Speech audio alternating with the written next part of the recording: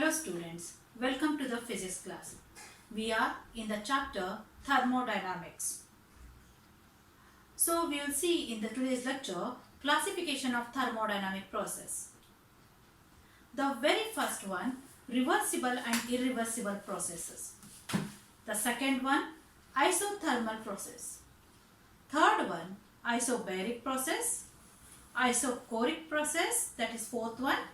The fifth one is adiabatic process, and sixth one is cyclic process, and the last and seventh one is free expansion. These classifications are based on the three variable pressure, volume and temperature. So let us see one by one what are these in detail.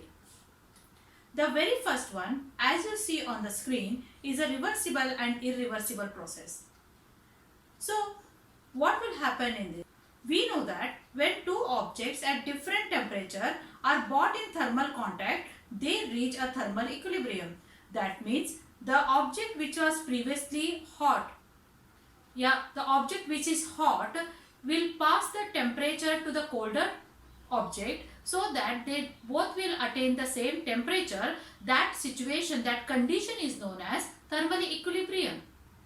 What will happen in this? The object that was previously hot never becomes hot again, and the previously cold object never becomes cold again as it was before.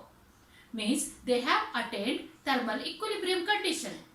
That means the two objects at different temperature reaching the thermal equilibrium is an irreversible process.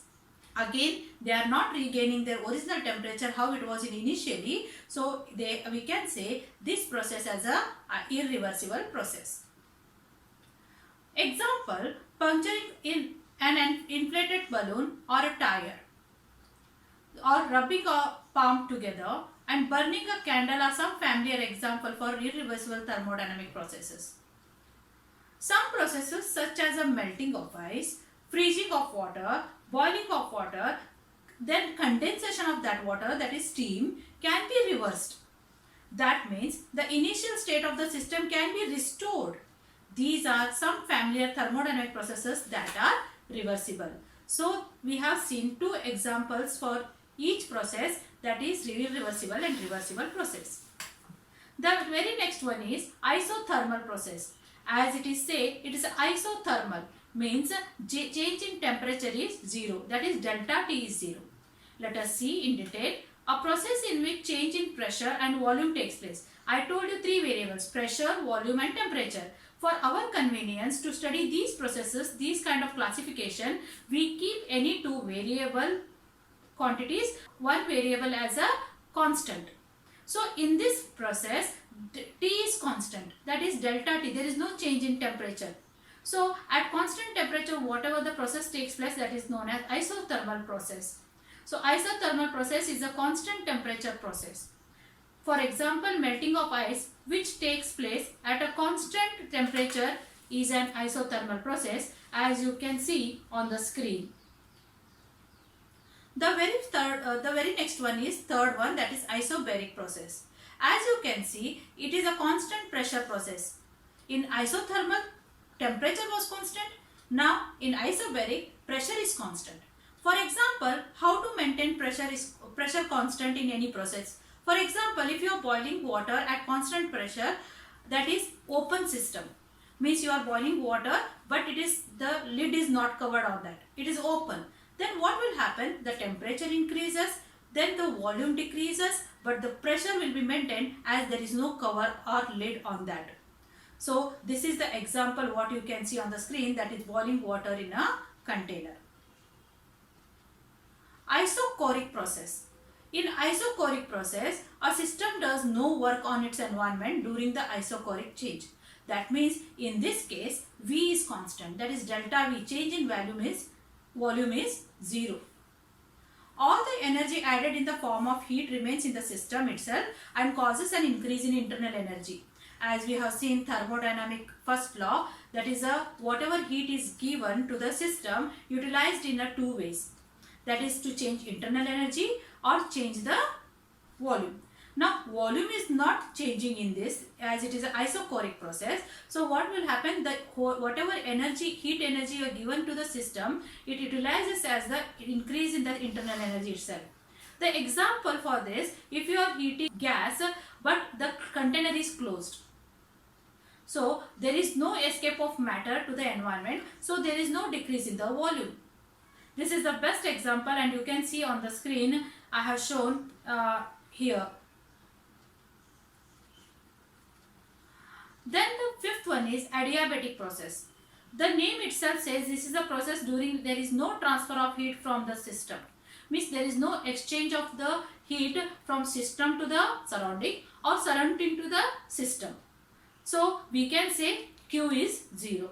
So the figure what you can see, you are familiar with the PV diagram. You can see here the pressure decreases and the volume increases with the values. This is the graph for the adiabatic process.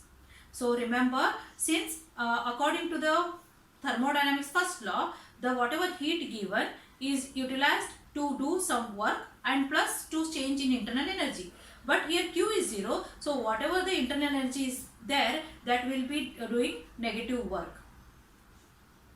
When the system expands adiabatically, if you are talking about adiabatic, where work is done but the change of heat is not happens over there, so W may be negative or positive. If W value is, that is work done, is positive, that is work is done by the system, in that case delta U is negative because W became positive, or vice versa you can say. Like vice versa means delta U will be positive when W is negative, that is work is done on the system in that case. So these are the things you can see on the screen. So when a system expands adiabatically, work is positive, delta U is negative.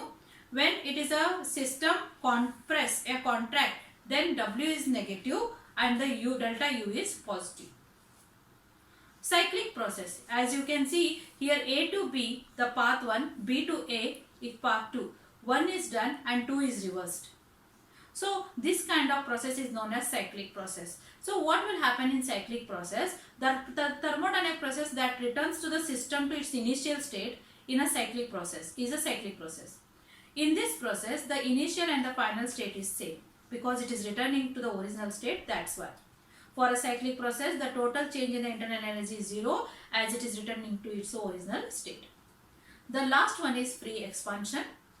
These expansions are adiabatic expansion, means there is no heat exchange with the environment and the system, and there is no exchange of heat between the system and its environment. That's why we call it as adiabatic. Also, there is no work done on the system or by the system. So Q is 0, W is 0. So can we conclude Q and W both are 0, and according to the first law, so if Q and W become 0, the delta U also becomes 0. As you know the mathematical expression of thermodynamics first law. So for example, which are the example we can consider? When a balloon is ruptured suddenly, that is a burst suddenly, or a tire is suddenly punctured, the air inside the things rushes out rapidly, but there is no displacement of piston or any other surface. So it happens suddenly and there is no work done, there is no output. So we call it as free expansion, where Q and W both are 0. Because of that, the change in internal energy delta U also become 0. That's it.